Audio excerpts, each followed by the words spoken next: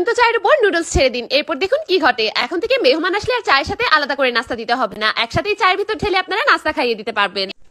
বাহ বৌদি বাহ, মানে তো মানতেই হবে, মানে এই কথাটা মানতেই হবে। মানে কোনো মানুষ যদি বাড়িতে আসে তাহলে মানে তাকে চায়ের সঙ্গে যেটা খেতে দেওয়া উচিত সেটা চায়ের সঙ্গে ঢেলে দিয়ে একসঙ্গে মিক্স করে তাকে দেওয়া উচিত।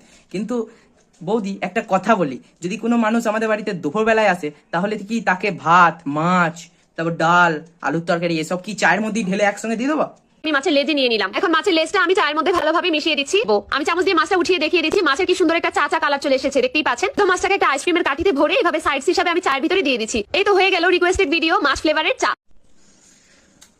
না বৌদি আবার আমার কথাটা সিরিয়াস মাইন্ডে নিয়ে নিয়েছে, দিয়ে এখন চায়ের সঙ্গে মাছের রেসিপি করছে।